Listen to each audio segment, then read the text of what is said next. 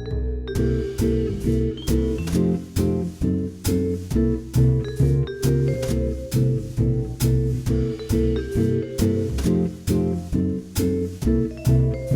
Bank Humanists January Forum. I'm Eric Selner, President of the Red Bank Humanists, and I thank you all for coming today. So today's speaker is Professor Julian Musolino. Julian is a cognitive psychologist, public speaker, and author who holds a dual appointment in the psychology department and the Center for Cognitive Sciences at Rutgers University. I would like to have you all give a warm welcome for Dr. Musolino.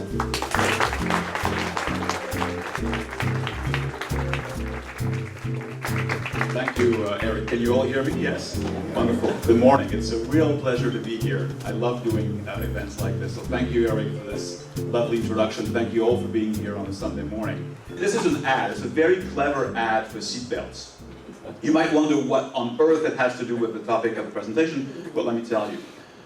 What you see is a car driven by a few young people in their early 20s, crashing into a tree very violently. You hear a loud sound, and then you hear some religious music in the background. And you see that two of the individuals in the car die, and you see their soul, their spirits, detach themselves from the bodies and so rise up to heaven. And then you see the third character who was wearing a seatbelt. You see the soul struggle to get out of the body, but eventually coming back into it. And then he wakes up and he's shocked. And the ad goes, heaven can wait, wear your seatbelt. And it nicely illustrates the kind of idea about human nature that captures the imagination of most people, certainly in the United States, but also around the world.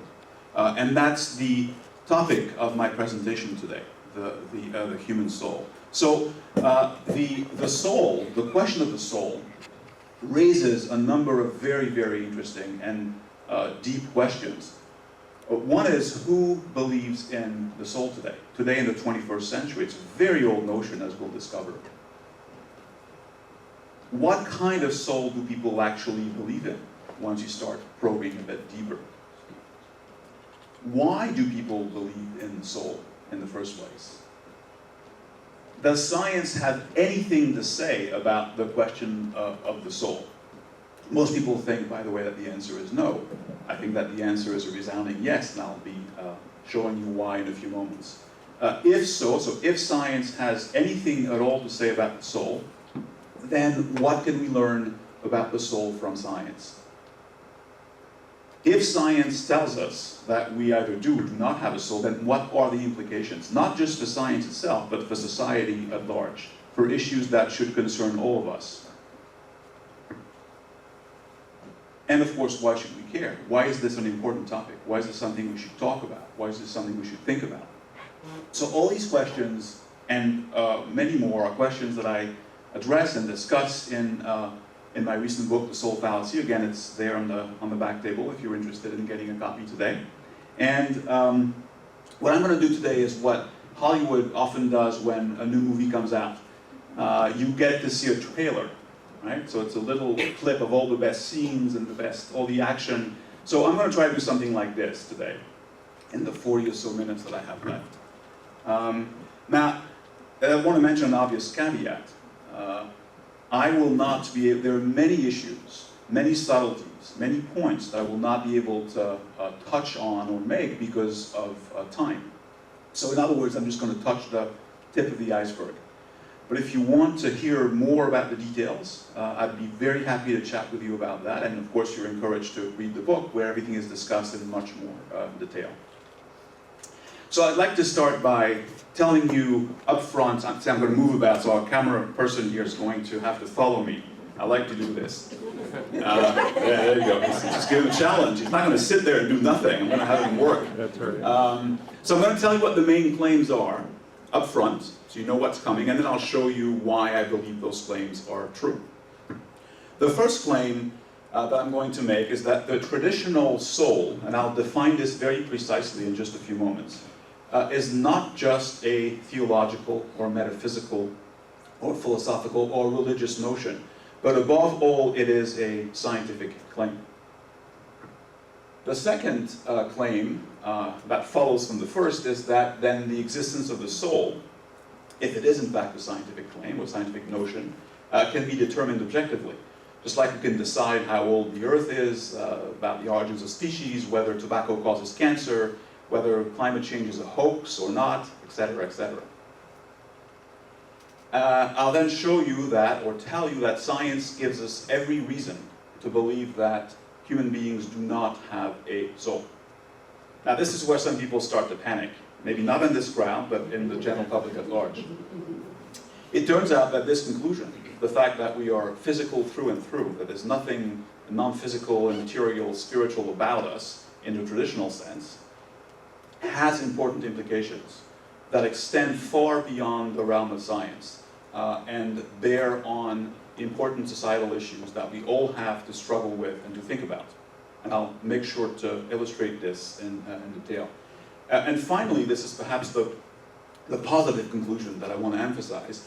It is that we have nothing to lose, morally, spiritually, or aesthetically, by giving up our soul beliefs. In fact, we even have something important to gain. And I'll try to show you what this is. So these are the claims, and I'm going to try to show you why I believe that these are claims worth taking seriously. So, there we go. Here's how I'm going to organize the presentation. I'm going to go through some background briefly, then I'll talk to you about science and the soul. We'll talk about the implications of what we have learned, and then I'll end with some final thoughts and another non-existent silent movie clip that I'll narrate for you. But I'll rely on your memory of good Hollywood movies. How many of you, by the way, have seen Back to the Future? Oh, well, we're set. That's good. You're a good crowd. Okay, then moving again to give our camera person something to do. Thank you. My pleasure. So this is what when you drive around New Jersey, this is the kind of ads that I've often seen. In fact, often right by the exit 9 on the New Jersey Turnpike, which is the exit the closest to Rutgers University. After you die, you will meet God. 1855 for truth. I actually called the number once. 1855 for truth. After listening to elevator music for about 5 minutes, I talked to a lovely pastor who told me about all the charity work that they were doing. The ad that I was calling about was not this one. It was one where evolution was being blatantly denied. So don't believe in evolution. It said God created the earth in the beginning. So I tried to ask him why they were trying to push these ideas, and he just wouldn't say. He just told me about the charity work they did. So we had a lovely conversation, but I didn't find out what the truth was. But it's interesting. Many of you, I'm assuming, grew up here in this country. I didn't. And the US is exceptional in many ways. One way in which it's exceptional is the high level of religiosity compared to other first world countries. Religion in the US is marketed as aggressively as fast food and prescription medication. So you see an example of this. And of course the implication here is that after you die, well, you're not really dead, there's some part of you that's going to go up and meet with God, and of course that part is your soul. If you read the press, you'll find, for example, this was in October of 2012, Newsweek magazine, which is pretty mainstream, proudly announced on its front cover that heaven was real. And of course, they had all the good stuff and the good evidence based on one individual, Ibn Alexander, who he's a former Harvard Medical School neurosurgeon, who had a near-death experience and wrote a big bestseller called Proof of Heaven. So of course, it had to be advertised. And he talks about his soul and meeting with God, etc., etc. If you go to bookstores, you'll find tons of books written mostly by non-scientists, but every now and again an actual academic scientist will write books. So Life After Death, The Evidence, 90 Minutes in Heaven, Proof of Heaven, etc., etc. So there's lots of books like that. If you start now looking at national surveys, what people actually believe in the United States, it's astonishing. And it's been the case for decades. I have historical data I can show you, but I'm not going to go through all of them, but even today, you have between 70 and 80% of the population in the US who believes that the soul exists, it's real, and it's going to survive death and take you to heaven or perhaps to hell if you've done not so good things. And this has been well documented. There's also, in the actual scientific literature, the peer-reviewed literature, scientists working on something called the cognitive science of religion. They're trying to understand the psychological foundations of our inclination to come up with notions like souls and gods and spirits, etc. This is very, very interesting work. Well, they've noticed also that most people have these kinds of beliefs, and they've discussed this. So there's been a flurry of articles in the literature recently talking about those kinds of issues. Very, very interesting.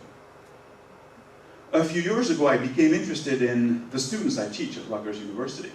I and my colleagues teach them psychology, cognitive science, neuroscience, and I thought, well, if anything, telling them over and over again about the physical basis of mind should have or might have an effect on their soul beliefs. So I wanted to find out what they believe. So I gave them, as part of an assignment, a simple questionnaire where I asked them to tell me on the scale from 1 to 6, 1 being I don't believe I have a soul at all, 6 being of course I'm absolutely certain I have a soul, what they believed. And then I asked them further lots and lots of questions to find out what they thought. Now these are educated people who are currently in college taking advanced, at the undergraduate level, neuroscience, psychology classes.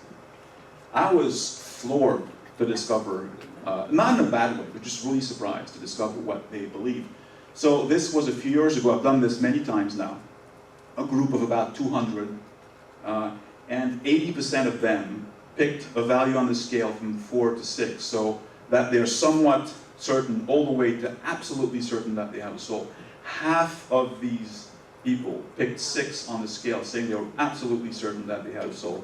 And when I asked them what they thought it was, giving them a range of options, a large majority of them said that it was an immaterial entity separate from the body, just like what you would have seen had you seen the video that I described to you.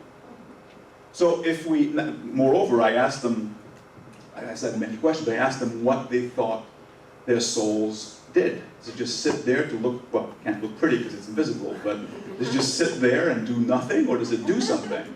Well, it does something, and I give them a range of options, and this is the percentage of students who picked the various options. So for most people, the soul gives you a moral compass, it gives you consciousness, feelings, free will, your personality, it allows you to make decisions. So in other words, your soul is psychologically potent. It does something for you which is of a psychological nature. So if we take all this together, results from national polls, what you find in the scientific literature, more detailed surveys of, say, students, you find that most people in the US and many more around the world believe in a soul that has 3 properties. The first is that it's claimed to be non-physical or immaterial and distinct, therefore distinct from the body. The second property is that it is psychologically potent. It gives you something psychological. It contributes to your psychological functioning. It gives you consciousness, free will, a moral compass, etc. Mind you, these are all things that we professionals who study the mind actually study, okay? In psychology and cognitive science and neuroscience. And finally, of course, your soul is immortal. It's capable of surviving the death of your body and will transport your consciousness into some version of the afterlife. So this is the soul that I want to talk about today. I'm not saying that this is the only possible soul. Of course, there are many other variations. You can talk about the soul metaphorically also. But this seems to be the kind of soul that captures the imagination of most people. And therefore, that's the one I'm going to talk about. Okay? But I'd be happy to talk about other variations of. So in this sense, I'm not saying this is the Christian soul or the Muslim soul. It's the soul that many, many, many people believe in. Okay? You'll notice, if you remember history and philosophy, that this is very close not exactly the same, but it's very close to the kind of soul that we can go further back. We can talk about Plato, in fact, before Plato. But perhaps the most famous exponent of the soul is Descartes in the 17th century. Cartesian dualism, named after him, who made the distinction between body and soul. Okay? So it would seem that most people today are substance dualists. So there's a physical substance, and then there's a non-physical substance, what Descartes called res cogitans, the thinking substance. And that seems to be the view that most people, or close to the view that most people have today. Of course, if you turn to, well, I shouldn't say of course, but if you turn to what scientists believe, they don't believe this at all. Here's Owen Flanagan, a famous philosopher, saying that, in fact, that I'm not going to read the entire quote, but that the role of science is precisely to de-soul human beings. This is very true historically. I can talk to you about why. Not because scientists are killjoys, but this is part of what it means to try to understand human nature in scientific terms. This is Howard, Joshua Green, a young, prominent cognitive neuroscientist at Harvard, repeating that most people, mostly people are dualists, they think about body and soul, but that most professional scientists who study the mind are not. They espouse a version of physicalism or materialism. I'll tell you what this is in a moment. So, it seems that there are two sort of worldviews that are being held here. On the left, you have the worldview that most people hold. That's a version of dualism, so body and soul. And then you have the worldview that is held by most professional scientists. It's a version of materialism. I use the Terminator. How many of you have seen the movie? Many of you, right? Okay, good. Because the Terminator is great. He's just like a human being. Just bigger, buffer, bigger biceps and everything. But he can talk, he can reason, he can do all kinds of things. But we know it's a machine. It's physical through and through. It also seems to be conscious, have a first-person perspective if you watch the movie carefully. So by saying that we are biological versions of the Terminator, I don't imply that we're programmed to kill Sarah Connor or anything like that, but what I'm implying is that we're just physical creatures. We're not made of metal or whatever he's made of, but we're just physical, biological creatures. And there's no duality in the traditional sense about human beings. So these are the two worldviews. And what's very, very interesting is that we live at a time now where virtually, not all, but virtually all scientists have given up the dualistic worldview. But most people haven't. So it's like living at a time when most people think that the Earth is at the center of the universe, when you have all scientists thinking that it's not. That's very, very interesting. And that transition is going to happen. Eventually, more and more people from the general public are going to move to the other side. Just like we have now, any educated person will tell you, yeah, okay, the Earth is not flat and it's not the center of the universe. But we live right at the time now when the transition hasn't fully taken place, which is very interesting because it causes a clash of worldviews between what scientists believe and what most lay people believe. And that's in part why most scientists, many at least, don't talk about this. They teach classes in psychology or cognitive science, but they don't go after what does it really mean? What are the implications? Well, it's clear what it means, but it's not discussed. It's taboo. It scares people. I think it should be discussed, and you'll see why. So why should we care about which worldview is more likely to be correct? We should care because it has a range of implications for a lot of issues that extend beyond the sciences. So, for example, the question of abortion that is repeated and rehashed every election cycle in the United States. Questions about stem cell research, for example, or what happens at the end of life. Should we have the right to die with dignity? Should we pass laws that allow physician-assisted suicide or not? How about our criminal justice system, which I'm sure you know is perhaps the most dysfunctional of the first world here in the United States. Incarceration rates are through the roof. It's an abomination. I'm going to try to show you, because this is something you probably haven't heard very often, that soul beliefs may be implicated in the way we think about justice, and therefore has an impact on our criminal justice system. So that's why we should care. Okay, turning now to science and the soul. So we can now make a bit more precise, now that we have a reasonably precise definition of the soul, we can make our two competing hypotheses more precise. We can specify the dualistic hypothesis. It's the claim that human beings are composed of a physical body and an immaterial, psychologically potent, and immortal soul, the soul that we defined earlier. Body and soul are distinct entities, and the soul can continue to exist and function independently from the body upon death. That's the dualistic hypothesis. So it's really about detachability, the fact that there's something psychologically potent, carries consciousness that can detach from the physical body upon death, and so it is claimed also under unusual circumstances like near-death experiences, out-of-body experiences, for example. We'll get back to those. So that's the dualistic hypothesis.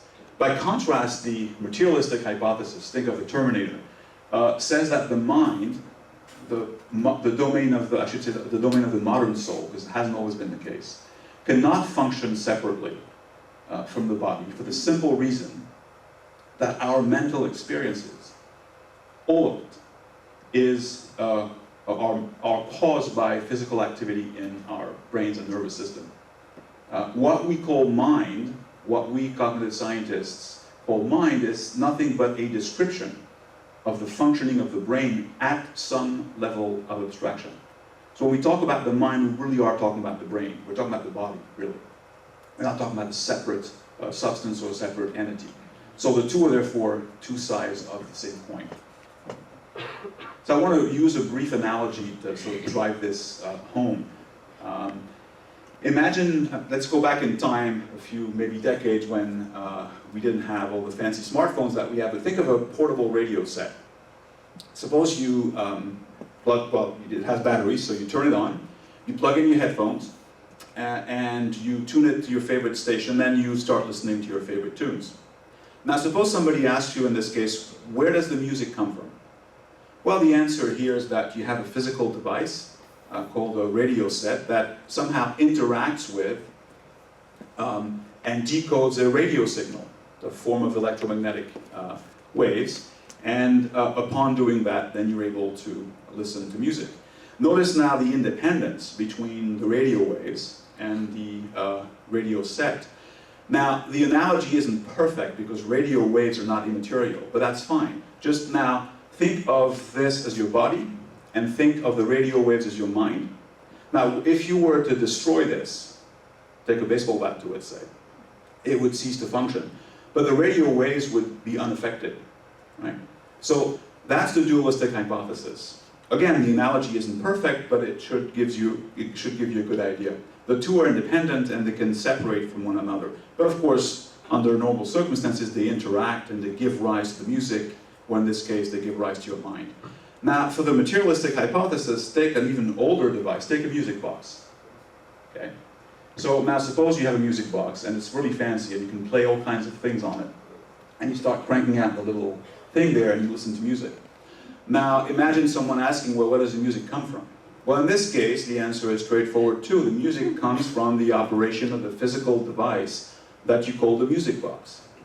That's it. If you were to take a baseball bat, see my violent analogies, right, and smash it, unless you had recorded the music, it would just not be there anymore because it is caused by the physical operation of the music box itself, not by something independent. One causes the other. You get rid of one, you don't have the other anymore. Think of it as the materialistic hypothesis. The music is your mind, your consciousness, the music box is your body. Okay? All right, so that's the two hypotheses on offer. Now, if you ask most people about the soul, and ask them, well, do you think that science has anything to say? They'll say, no. Look, this is a religious notion, it's a theological notion, it's immaterial, science doesn't deal with that, science can't say anything about it. Well, not true. The notion of detachability is a very clearly defined hypothesis that science can touch very easily. I'm not the first one to say this. If you read, for example, Bertrand Russell's classic 1935 essay on religion and science, he has a little section on the soul, which is worth reading. And in it, he writes that there is indeed one line of argument in favor of survival after death, survival of the soul after death, which is, at least in intention, completely scientific. It is clear that there could be evidence which would convince reasonable men of the existence of such a soul. So what could that be, and where would that come from? Well, it would come from the notion of detachability. Suppose it were possible to, say, talk to the dead, okay? But you have your Uncle Fred's ashes in an urn, so you know that the body has ceased to function. I'd be reasonably sure of that. But suppose you can actually converse with him. And it's not hard to design a well-controlled experiment to show this. It hasn't been done before, in spite of all kinds of claims. There's even a prize if you're interested. If you know people who think they can talk to the dead and they want to make money, let's say, James Randi has $1 million on offer, as you may know, right? But suppose that this could be done. I mean, after all, we live in a world where we can put... So let me take a step back. Suppose we go back in time a few thousand years and we're all living in ancient Egypt. And you and I, well, have a lot of friends, and we're walking around on the beach one day, and I tell you, we're looking at the moon, and I'll tell you, you know what? One day, we'll be able to put a man on the moon. We'll have someone walk on the moon. You would laugh in my face. Because back then, the idea that we could have technology to put one of us on the moon seemed unthinkable. On the other hand, if I told you, you know what, last night I talked to my dead mother, you would have said, okay, what did she say? So it turns out that we live in a world in which it's possible to put a man on the moon, but it could have been possible to talk to the dead. It just turns out that we don't have the evidence. But if we had the evidence, it would be really good evidence that something mental could function without the body. Okay? So, okay, that makes it a testable scientific hypothesis. I could get a couple undergrads in my lab to design the experiments. Not hard to think about. So that's one reason why. There are others about, you've heard of near-death experiences, right? People claim that their soul temporarily detaches from their body, floats about the room and can see and hear everything. Well, there are people who have done experiments. They said, well, okay, suppose that's true, what would this entail? Well, suppose we were to put a laptop computer on a closet, on top of a closet, where the person lying in bed, from their more restricted vantage point, simply couldn't see with their actual eyes what was displayed on the monitor. But your floating soul could. Well, what if, upon regaining consciousness, you were able to recite precisely what you saw on the monitor? Something you could not possibly have seen with your actual physical eyes. Well, there again, you'd have pretty compelling evidence. If the experiments were done correctly, they were replicated, that cognition and perception can happen without the body being involved, with the soul being involved. So there's nothing unscientific about that. The world could work like this. It just turns out it seems to not work like this, but it could have. So it makes the claim scientific and not religious. In fact, there's even more, there are more ideas that suggest that the claim is scientific because of what I call encroachment. The claim is not just, the soul claims are not just claims about some narrow area of science. It's claims about physics, about biology, about psychology. So take physics, for example. What you're really saying, if you're saying that you believe in a soul, is that there's some kind of immaterial substance that can causally interact to make you feel this way or that way, give you the ability to make a decision one way or another, with actual ordinary matter. Well, that's a question about physics. Physics is in the business of trying to understand how fields and forces, etc., interact with ordinary matter. So you're making a claim about physics. There's a wonderful piece, by the way, if you're interested, by the physicist Sean Carroll, published in Scientific American a few years ago, called Physics and the Immortality of the Soul. It's brilliant. It's not technical. I encourage you to read it. Of course, it's also a claim about biology. We now know with a very high level of certainty that we were not created in present form with ties and cell phones 10,000 years ago. Like most people, well, like roughly half of the public believes. We evolved from lower life forms. Now, this is not an accurate representation, of course, as a tree of life, but it's just simply meant to show that there was presumably, most certainly, a single origin to life about 3.5 billion years ago, and from there it branched out, and it gave rise, among other creatures, to human beings. Well, this means that there's a connected physical chain that links very simple life forms and human beings. And it's physical. So at what point was the soul inserted into that mix, and for what reason? That becomes a question about biology. And of course, if you're going to claim that your soul gives you consciousness and that's free will and the moral compass, then you're making a claim about psychology and neuroscience. So you're making another scientific claim. So I hope I've convinced you that there's nothing unscientific or anti-scientific about the soul claim. It is a perfectly valid scientific empirical hypothesis, and some soul proponents actually recognize this, the more sophisticated ones. This is a book on the soul that explicitly says that there's nothing inherently anti-scientific about the soul. Here's another one that says that what was presumed on the basis of faith is now corroborated on the basis of evidence, etc., etc. Okay. So how can we decide that? We have two hypotheses. We have a dualistic hypothesis, we have a materialistic hypothesis. So how do we decide which one is more likely to be correct? Well, the way we decide anything else, if we use reason and science, we do what's called model comparison. We can decide whether the Earth is flat or round based on the evidence that's available. And if we do that, we come to the conclusion that it's most likely that this is correct and that this isn't, unless you belong to the Flat Earth Society, in which case all bets are off. It turns out when you do model comparison that everything points away from dualism, and all the evidence points toward materialism. I'm not going to go through all the details, but I want to impress something upon you that has impressed me when I've thought about the issue. It's the idea of consilience. Consilience is a notion in philosophy of science that you sometimes have different lines of evidence converging on the same conclusion, which allows you to make very strong conclusions. Take evolution. It works like this. You have different lines of evidence from the fossil record, from molecular biology, from comparative anatomy, etc., that all point in the same direction. Okay? And when that happens, you have very strong, solid conclusions you can draw. It turns out that when you think about the soul, exactly the same thing happens. So if you look at this picture, and here you have the physical part, and here the so-called, the alleged non-physical part.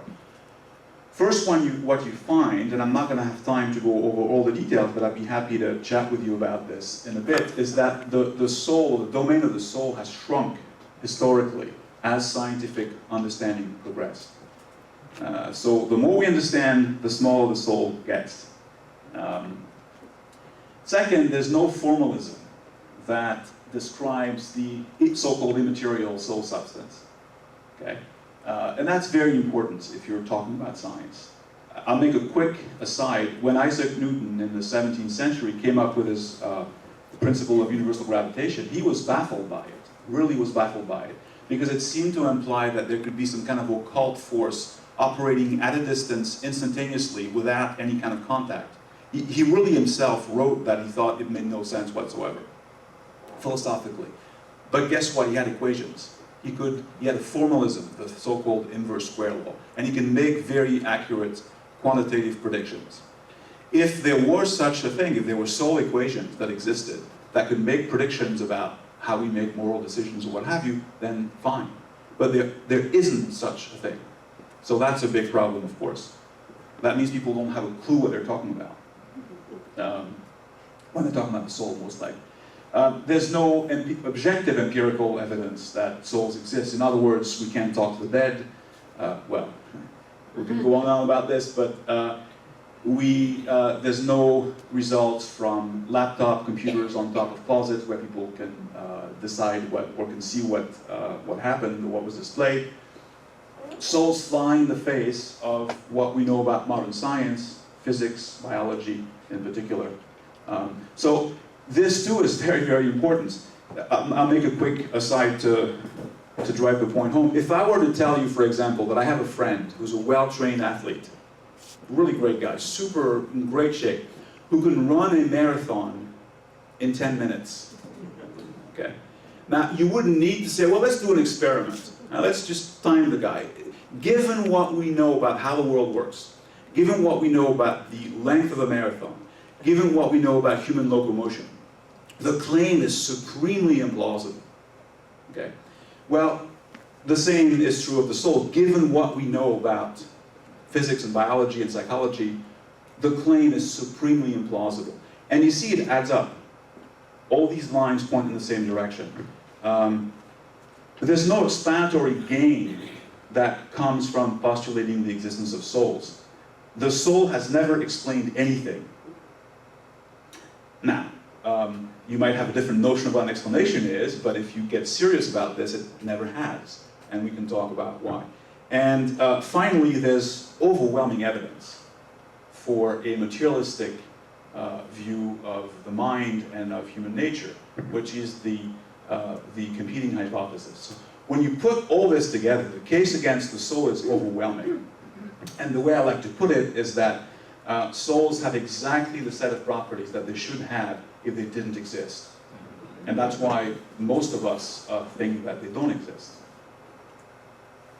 Now, you will hear people claiming that there is evidence for the soul, and you will read books that claim that there is evidence for the soul. And some of these books appear superficially impressive because they talk about quantum mechanics and this and that. I'm not going to be able to review all the evidence, but it's reviewed in my book. What I want to say about this is just using an analogy that goes to Daniel Dennett, the philosopher. He talked about chess and schmess. So think of science as a game that has rules. Someone once said that science is a game with rules that prevent its practitioners from lying to each other. I like this formulation, but it doesn't mean that scientists don't lie. Of course they do sometimes, but overall, you know, if you pick up your cell phone and look at it and play with it, you realize that science works quite well. So what these people do when they write these books is that schmess now is kind of like chess, right? To the untrained eye, it kind of looks like chess, but every now and again you break a rule, okay? And by breaking little rules here and there, you arrive at very different games and conclusions. That's what these people do. They will tell you all that I'm doing science, and they're counting on the fact that their readership is not professional, or mostly not professional scientists, and will not be able to tell the difference between chess and schmess. They don't try to publish their idea in peer-reviewed journals. They write directly to the general public. Okay? Well, again, I'll be happy to talk about the so-called evidence, but it's not very serious. So now I want to move on to talk about the implications. Suppose that this view that most of us hold is correct. Suppose after all, we either have a soul or we don't. Suppose we don't. Suppose that the science, or what most scientists believe is correct. Then what follows from this? Well, a common reaction, if you tell people outside of academia, is that people tend to kind of, they freak out. They just don't like to hear this at all. I want to show you something that a student of mine wrote. I think it was an evaluation of sorts. Here's what she wrote. I came into this discussion excited for this new point of view and eager to learn, but I remember leaving the lecture hall on the verge of crying. I know that dualism, so body and souls, isn't the best explanation for the world around us, and it's good to hear both sides, but the way he explained it felt like daggers were being thrown in my heart and my world was shattering. I wish he would have let us down gently, like saying, Santa may not be here physically, but he'll always be in your hearts. Instead of just yanking off the beard on the mall Santa and yelling in front of all the kids, Santa isn't real. Now this is beautiful, and it touched me. And ever since, I have tried to be gentle in my approach. Maybe I was a little less gentle at the time, younger, and who knows. But yeah, people have those kinds of reactions. It's like, look, if you tell me that I have no soul, then what's the point? What's the point of living even? A little bit of thinking, I think, really helps us. For the most part, I want to show you that nothing changes, really, whether we have souls or not. And then everything changes. But I'll first show you that nothing changes. And I want to use an analogy. Suppose we take a sort of mundane physical object like an apple, and suppose I hold it in my hand, and suppose I release it. If it's not attached to a string and there's no trickery involved, the apple's going to fall to the ground. Okay? I can repeat the experiment thousands of times, you can do it. If there's anything called a fact, if the word fact has any meaning at all, it's a fact that released apples fall to the ground. Okay? Now, how can we explain this fact? Well, the explanation, it turns out, has changed over time. If we go back to ancient Greece and look at what Aristotle had to say, he had a teleological approach, excuse me, it's early in the morning, to these facts. So the earth was at the center of the universe, apples were made out of one of the four elements, earth, and so the apple wanted to, was attracted to the earth, wanted to go there. So that was Aristotle. Many centuries later, Isaac Newton came up with a very different idea. This was the scientific revolution, away with teleology, away with Aristotle. Now we had an impersonal, goalless force of gravity that would attract the apples of the earth that Newton quantified mathematically. Okay? The explanation changed. Early in the 20th century, Albert Einstein developed his theory of special and general relativity in 1905 and 1915, and the explanation changed again. Now we're told by physicists gravity has to do, at least in general relativity, with the curvature of space-time, something that is massively counterintuitive. So what we see is that explanations change over time, but of course facts don't. Apples fell in the time, released apples fell in the time of Aristotle, they fell in the time of Newton, they fell in the time of Einstein, and they're going to continue falling when released in the foreseeable future until things get really ugly in the universe. Okay, so where am I going with this? Well, you'll see. Let me transpose the analogy now to human beings. So now we're looking at human beings, a bit more complex than apples, some would say. What would, in fact, there's good evidence that it is true. Yeah, we hope so, right? What's a comparable fact about human beings? Well, yes, if you drop them from your hand there, okay, fine. We're subject to gravity, we burn, we can be shredded, fine. But we're more interesting than this. Human beings, mature human beings with no pathological conditions, have minds that can experience all kinds of states. So we have complex minds, and we can experience a range of mental states. We can be happy and sad and jealous, etc., etc. And we have very flexible behavior. Now, that's a fact about people. Again, mature adults with no pathologies. It hasn't always been a fact because we evolved, but it's been a fact for long enough. How can we explain this fact? The fact that we can make moral decisions, the fact that we can make choices, the fact that we can reflect on the past, etc., etc. Well, for the longest time in human history, we had no idea how to explain this. And so we postulated some kind of soul. Aristotle, for example, postulated a rational soul, so did Descartes. Well, it turns out that the explanation has changed. Now we don't say it's the soul anymore. We say that somehow the neurochemistry of your brain is responsible for all this wonderful mental life that we have and the kind of behavior that we have. So now imagine, to come full circle, imagine that someone over there were to come to you in a panic saying, look, I'm freaking out here because I heard that Newton was wrong about gravity.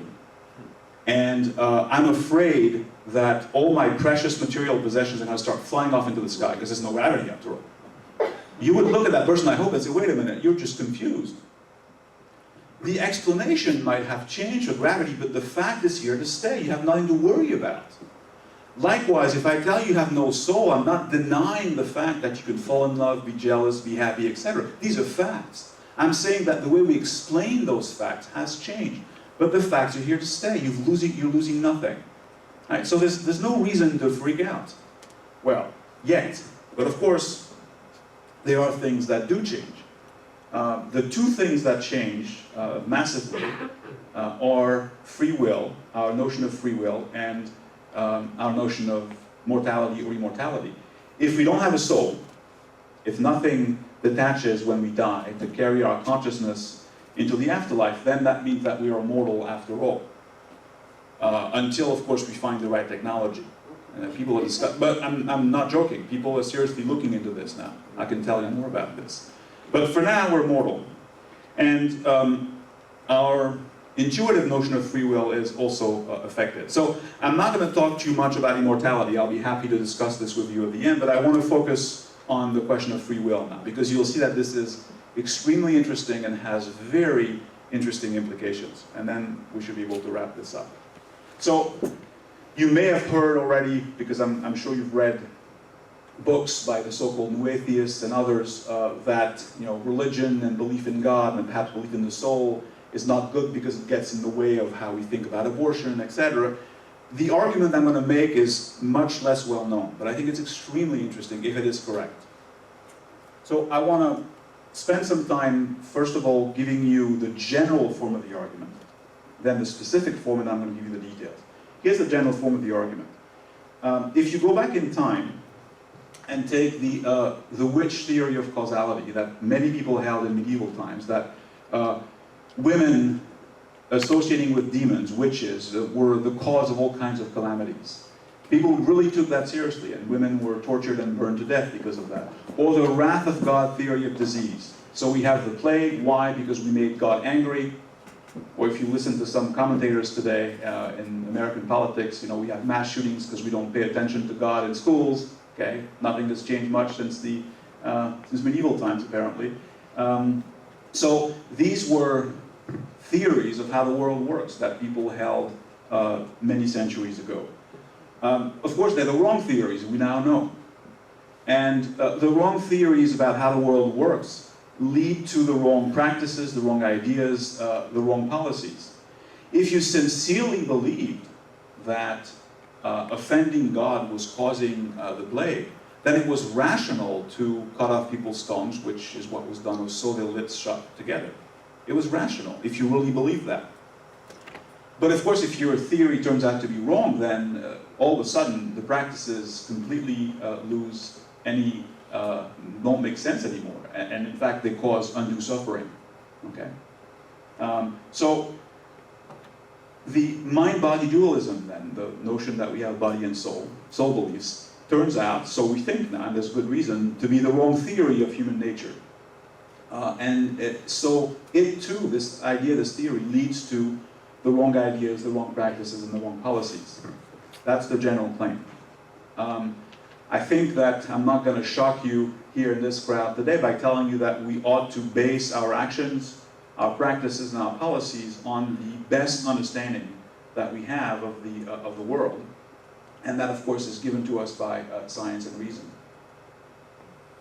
So the specific argument now, this is a general argument, is that mind-body dualism is the wrong theory of free will and human agency, and that retributivist notions of criminal responsibility, wanting to punish and make someone suffer on purpose because they did something bad, hinge on this flawed theory of human cognition or human agency. And this is particularly problematic in our country because of the horrible criminal justice system that we have. So that's the specific argument. So how does it unfold? First, let me, I'm going to be another 5-10 minutes. Is it good with time? Yes? Okay, wonderful. So what's the problem of free will? Well, it's been discussed for thousands of years, but I found the best description of it in Delbert, Delbert and Dogbert. You all are familiar with these characters. So Dogbert, the super smart dog, asks Delbert at one point, do you think the chemistry of the brain controls what people do? And Delbert said, of course. But then how can we blame people for their actions? Aha, he's a smart dog. Well, because people have free will to do as they choose, replies Delbert. Are you saying that free will is not part of the brain? Well, of course it is. But it's the part of the brain that's out there just being kind of free. All right, you see, gesticulating with your hands very fast helps in that case. So you're saying that the free will part of the brain is exempt from the natural laws of physics? It's a pretty smart dog. Well, obviously, he says, otherwise we couldn't blame people for anything they do. And finally, the dog says, well, do you think the free will part of the brain is attached? Or does it just float nearby? Shut up. That's where no response. So that is the problem of free will, in essence. So there's a note, of course, free will has different, people have different views on this. There are different notions and different definitions of free will, but one prominent one is what's called either libertarian free will or contra-causal free will, defined beautifully in Theopedia for us. So libertarian has nothing to do with the political philosophy in this case, by the way. Libertarian free will means that our choices are free from the determination or constraints of human nature, and that libertarian freedom is essential for moral responsibility. For if our choice is determined or caused by anything, including our own desires, it cannot properly be called a free choice. Okay, that's the idea. Now, how does it relate to soul beliefs? In a rather nifty way. By the way, this leads to incompatibilist accounts of moral responsibility, meaning that if determinism is true, if we are in fact fully caused and determined, then we can't be morally responsible. Because it says that to be morally responsible, we can't be fully caused and determined by anything, right? Okay, so it leads to what's called in the philosophy literature incompatibilist accounts of moral responsibility. So this is how it ties to soul belief. So here's a very handsome human being right here. And we know that there are all kinds of causal forces that impinge upon us, very complex, when we make a decision, for example. Well, it's in part a function of the kind of genes that we have, and part a function of the kind of desires that we have. Of course, the laws of nature play a role. Our life history, the environment in which we find ourselves, the state of the universe, all these are causal factors that we have no control over. So if this was all there was to us, if the sum total of all these complex factors was somehow causing us, in a way that we can't fathom because it's so complicated, to make choice A versus choice B, then we would be fully caused and fully determined. No room for free will. Now this is where the soul comes in. Very nifty. The soul is immaterial, right? But it has causal powers. Remember, people will tell you that it causes you to, it gives you moral compass, etc. So it's a cause, but it itself is uncaused. It's uncaused because it's not affected by the laws of nature. So it is the ultimate uncaused cause. Perfect. So we are prime movers on this idea, on this view. We're uncaused causes. That's great. Now, you can easily see what happens if you remove the soul.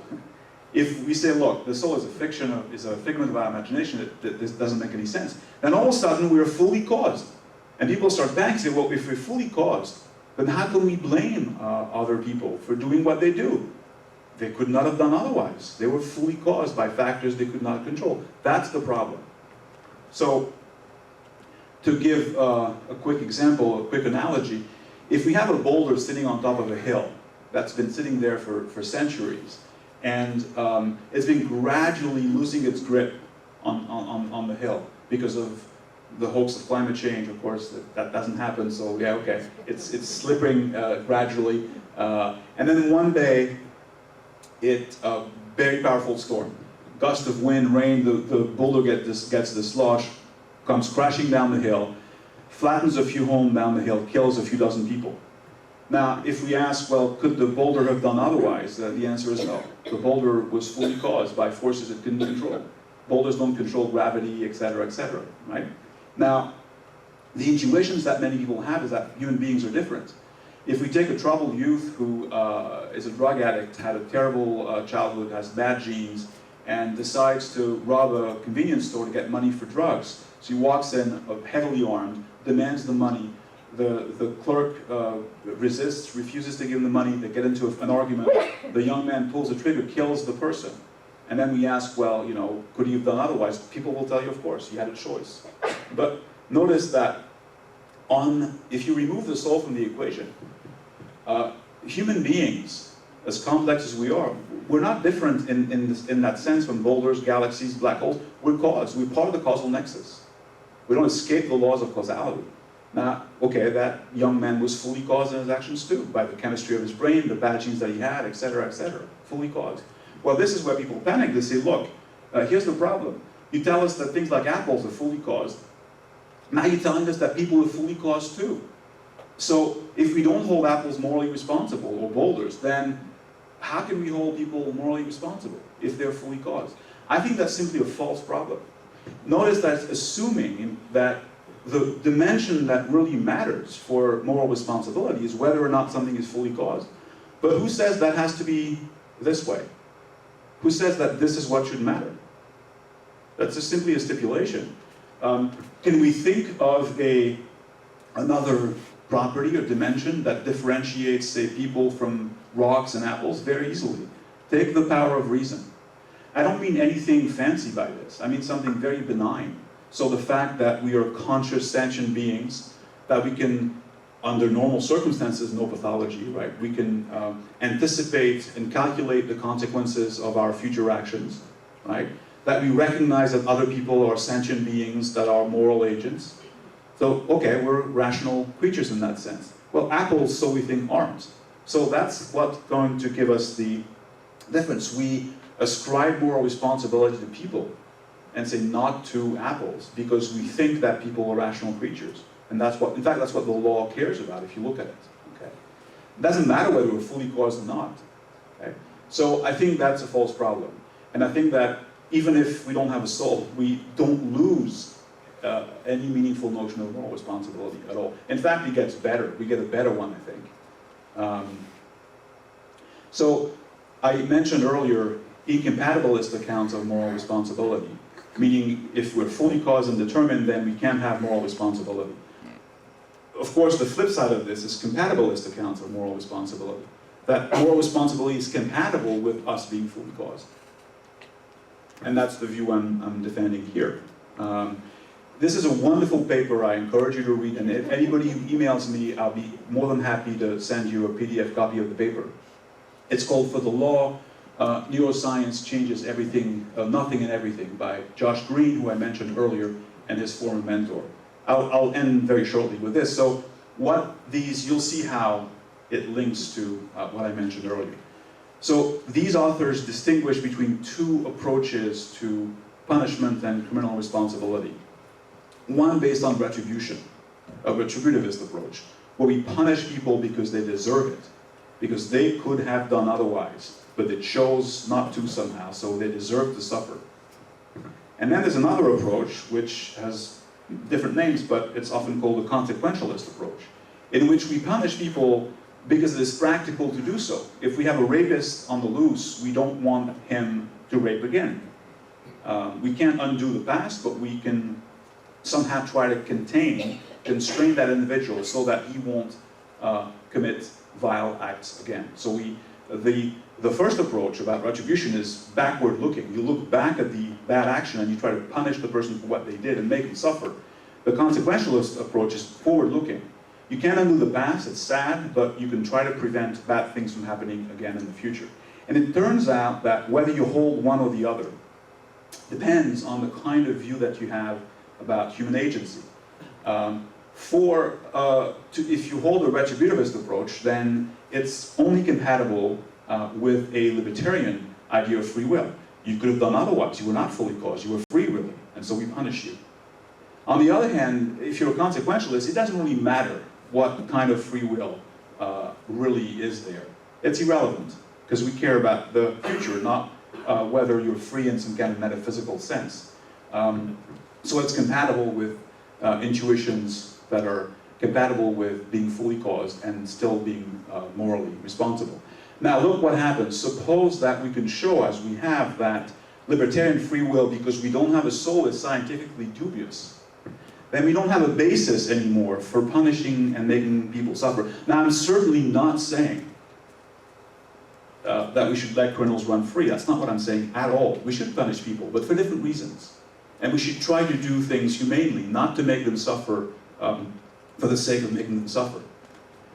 That is a radical idea. It's not my idea, of course, but here's what Green and Cohen end up saying in their paper. They say that we maintain that advances in neuroscience are likely to change the way people think about human action and criminal responsibility. Free will, as we ordinarily understand it, is an illusion. Retributivist notions of criminal responsibility, punish people and make them suffer, ultimately depend on this illusion. And if we're lucky, they will give way to consequentialist ones, thus radically transforming our approach to criminal justice. And here's the sort of the punchline at the end of their article. They write that at this time, the law deals firmly but mercifully with individuals whose behavior is obviously the product of forces that are ultimately beyond their control. Say you have a brain tumor and you commit a terrible act. someday the law may treat all convicted criminals this way, that is, humanely. Now, why does this matter here especially? Because we are the #1 jailer in the world. This is from a couple years ago, but this is incarceration rate. And you have a whole bunch of countries, many of them are first world countries, and this is us right here. We incarcerate over, numbers fluctuate, but something like 700 people per 100,000 inhabitants. By far the worst in the world. This is another graph that shows how, this is a recent trend too. You see that this was the incarceration rate, so 1925, early in the 20th century, and that it was comparable to other first world countries until about the 1980s when the so-called war on drugs started to take its full effect. And then look at the way the graph shoots up. Now, this is something that has been discussed recently, so this is Obama realizing that we have a huge problem, trying to do something. I'm not praising him, I'm just mentioning this.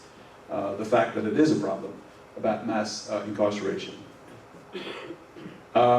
Okay, so my final thoughts would have been, had I been able to show you another video clip, the following. You may remember in the movie Back to the Future that the character played by Michael J. Fox, thank you. I had Jimmy Fox in mind, I don't know why. By Michael J. Fox comes from the 1980s, back into the 1960s. And at some point he has to play music. I think it was the, some kind of, I'm sorry? It was Chuck Berry's song, yeah. Yes, you, that's it? No? Oh yeah, good. So he plays something that is just ahead of what people in the 1960s were familiar with, and they loved it. It was great. And then at some point, he goes into something much harder that they are not used to. Some like hard rock, and starts jumping around and kicking the speakers and going on his back and playing the guitar. And everybody in the audience just stares at him, stops dancing. And they're thinking, what the hell is this? And then he stops at the end, and he looks at the crowd and he says, well, I guess you guys are not ready for this yet, but your kids will love it. So that's my analogy when I give this to the general public. I often tell them, I know that it's shocking to hear that we don't have a soul and all that it entails. You may not like what you're hearing today, but your kids will probably love it. Because eventually people are going to come to realize that this is the way, if scientists are on the right track, that we should think about human nature. I'd like to thank you very much, and I'm happy to take questions now. I've been bothered for a long time that the controversy over free will tends to be determinism versus free will. I think that's wrong, because the complement of determinism is non-determinism. The question of free will is a separate question. So yes. I think you have to ask the question first, are we deterministic or non-deterministic? It's been pointed out in the philosophical literature that the question of, by say, Daniel Dennett in particular, that the question of determinism and free will are in fact orthogonal. And here's why. The idea is, suppose determinism is true, then clearly we don't have free will in the traditional sense. But suppose that some quantum mechanical version of indeterminism is true. Suppose there's some true randomness. Not randomness when we flip a quarter, that's not true randomness, right? When you flip a quarter, what happens is fully determined. We just don't have all the information. And so we can't predict what's going to happen. But if we had all the information, then we could decide and determine whether each time it lands on. But what physicists are telling us, at least some of them, because they are deterministic interpretations of quantum mechanics, is that at the subatomic level, there's true randomness. Okay. Well, suppose that's true, and suppose that some of our actions, some of the time, are based on that. Well, if they're random, and there not free, you wouldn't want to call your actions free if they're random. Why did you choose? Well, I chose to do that because some random quantum fluctuation made me do that. So if determinism is true, then you're not free. If there's some kind of quantum randomness, then you're not free either. So I agree with you that determinism or indeterminism are orthogonal to the question of free will. In terms of what Daniel Wegner, I don't know if you're familiar with the work, there's a wonderful book called The Illusion of Free Will, of Conscious Will by Daniel Wegner. So it's worth, for the people who clapped at the probability argument, it's worth thinking about. I really enjoyed your presentation. Thank you. Also, Is there a but coming? No, there's no Okay. but. No, there's no Because but. usually it's I love But presentation, also, but. well, my question is, what do you teach? Do you teach the scientific part of like free will and souls, or do you teach like that whole determination, what drives us? The short answer is it really depends on the course. Oh, So okay. there are courses in which I just don't talk about it because that's not the topic, right? So, and there are courses which, smaller seminars, which are just on that. So I talk about all these issues in general. So it really depends on the course, basically. But do I teach, do I talk about this in some classes? Absolutely, yes. Right, Yes. okay. Yes. I thought it was a really great presentation. Thank you. and I totally appreciate it. understand. Thank you. All right, let's give the mic to other people. Yeah. And there are We're lots gonna of- go. I had a question about the quiz that you give your students. Sure. Do you ask them also, do they believe in other supernatural creatures like the devil, and whether the devil can influence the operation of their soul? Right. And also, do other university neuroscience professors give those quizzes, and have you seen the results from other places around the country? Yeah, those are great questions. So I asked them many questions, but not the one about the devil and whether it can influence their thought process or their soul. But I asked them many other questions. I asked them, for example, who they think they got their soul from, and the answer is God, invariably, right? But no mention of the devil. As far as other places, I know of one person, I think at Princeton, I believe, who has done, so in the Ivy League, who's done the same thing. Not the same kinds of questions, but also was surprised and found that the numbers are a little less, but it's a majority of people who are basically dualists. Yeah. It'd be great to have other Yeah, universities. absolutely, yeah. Also, you mentioned your email address to get a copy of the paper. Yeah, sure, yeah. What is it? Oh, okay, so it's JUMUSOLINO, so it's the first two letters of my first name followed by my last name in one word, at gmail.com. Well, I mean, so one way to understand soul, which is not mystical or religious, is sort of metaphorical. So I can talk about your soul as though it was your character. So by trying your soul, I'd be trying your character, for example. You know, have you been a good person or not? So there's nothing says that we have to, when we talk about the soul, nothing says we can talk about it metaphorically. I mean, I sometimes do too. I say these poor souls never saw it coming. Or if you want to refer to the sum total of your experiences, your personality, etc., as your soul, then that's, yeah, there's nothing, it's just a metaphor. And in this case, I think that the phrase could be used metaphorically very easily. And that's how one would interpret it, and that's one possibility. Now, of course, you can have a more literal interpretation if you believe in the kind of soul I was talking about, and that there's some kind of judgment after death, etc. But otherwise, yeah, it's. I mean, James Brown has soul, etc. There's all kinds of phrases. No, but there's all kinds of phrases in the English language, in other languages too, that are metaphorical in that sense. And yeah, there's nothing wrong with them. Yeah. I never thought about the connection before between the belief or non-belief in the soul and its influence on free will, and then its influence in the criminal justice system. Yeah. And your statistical chart of how high we here in the United States are with incarceration rates compared to other countries. What are other countries doing differently than our country to lower that rate?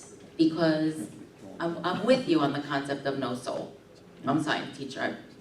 So are they influencing somehow the big picture of the summation of genetics, environment, all those things that you had out there?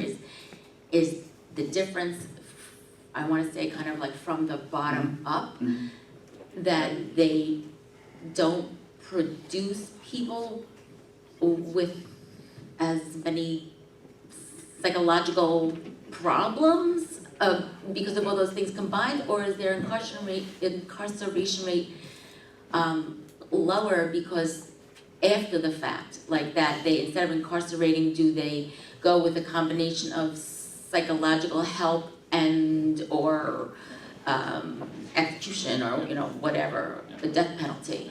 Well, that's a wonderful question. So you have to remember that not too long ago, we were like other industrial countries, right? So it's only recently that, so it's not that they've lowered themselves, it's that we've gone up. We were like them in terms of incarceration rates, more or less, right? The UK, I think, is about 150 per 100,000. We were around 200, so we were a little higher, but not. So, I'm sorry? Oh, so what's happened is, it's controversial. So some people claim that the failed war on drugs has been a huge factor. I recently read something very interesting about the internal workings of the criminal justice system and the political ambitions of certain judges, like many judges, to give harsh sentences, etc. So there are complicated factors here why this has really gone up. Now the link between soul beliefs and this are interesting for the following reasons. There's one way in which the US, well, many ways, but one way in which the US also differs from all other developed Western countries is in terms of levels of religiosity. Okay, so we're like, if you look at this, I can send you the data if you're interested. In 2007, the Pew Foundation did a global survey and looked at the correlation or the relationship between wealth and religiosity. So wealth of a country, GDP per capita, and levels of religiosity. And what it found is an inverse relationship, such that the poorer countries tend to be, the more religious their populations tend to be. And as countries get richer, then their population tends to get less religious. With obvious exceptions, the US is one of the, if not the richest economy in the world, and we have religiosity levels that are seen in the third world. So that is also linked to the issue.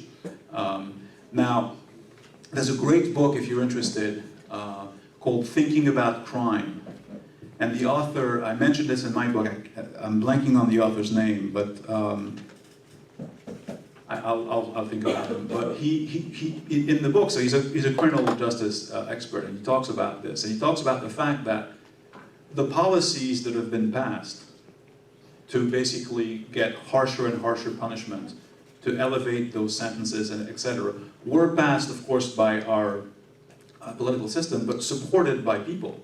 People supported those things because they had certain intuitions, and they had those intuitions about retribution. And when asked about why they would want to punish people, they very often cited biblical verses, like an eye for an eye, etc. So it's possible that the level of religiosity that you see in the US may be connected with their other variables. It's a very complex phenomenon, but might provide some kind of bedrock against which you can have those kinds of policies. And why in other European countries you don't have this? Well, that's one difference, but there are also others. Just to give you another example of this, which is quite striking, in, I think it was 2008, presidential campaign, Rick Perry, remember Rick Perry, governor of Texas, was one of the candidates, okay? And during one of the Republican debates, Brian Williams, now, you know, that was, but okay, at the time, you know, Brian Williams asked Perry a question. He said, well, Governor, under your stewardship when you were governor of Texas, the state, you oversaw the execution of, the number is sort of burned in my mind, 234 death row inmates. Have you ever had trouble sleeping at night, knowing that you've sent so many people to death? And Perry, undaunted, says, no, Brian, I haven't. We have a really great system in place in Texas. I'm very confident in its efficiency, etc. Now, something really strange happened when Brian Williams mentioned the execution of more than 200 people. The crowd erupted into cheers. Okay, I don't remember where this was taking place, but the crowd just went crazy. Right? You can find this on YouTube. So then Brian Williams said, "Well, Governor Perry, something strange happened. Did you notice that?" Well, he of course did. But the crowd. Why do you think that the mention of the execution of that many people drew applaud from the crowd? And Rick Perry answered this way. He said, "Well, Brian, I think that Americans understand justice. So we're all so unique in the developed world, in that we are the only country that remains that still has the death penalty. Of course, other countries have it, but not in the first world. It was abolished in my country, in France, in 1981, so decades ago, but we still have it. And again, it's a very punitive system, right? So there are a number of things that make us different from other countries. And the rates, to go back to your original point, the rates have really gone up. The war on drug is one thing that keeps being discussed. James Q. Wilson was the author. Of what? Of the Thinking About Crime. Okay. James Q. Wilson. That's somehow not the book I had in mind. Okay, but thank you for checking on this. Yeah. Yes. That's right. Yeah. Thank you. Yeah, that's a great book, by the way. Michael Tonry. What's the title of the book?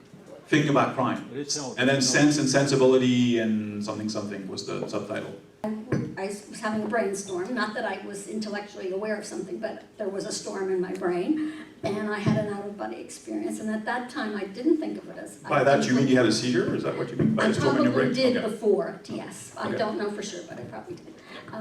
But I took it as something my brain was doing. I had always heard about out-of-body experiences, never thought they were some God or soul thing. It was a mental thing.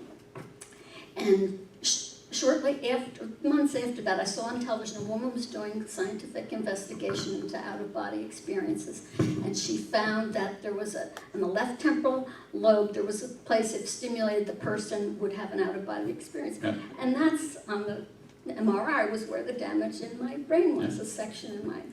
So I believe in out-of-body experiences, but they're not God or soul, or it's a mental. Yeah. So right, so you're right. So the question is, nobody denies that people are having those very interesting subjective experiences, and nobody denies that. The question is, how do we interpret them? Yeah. Does it mean that there's a hidden realm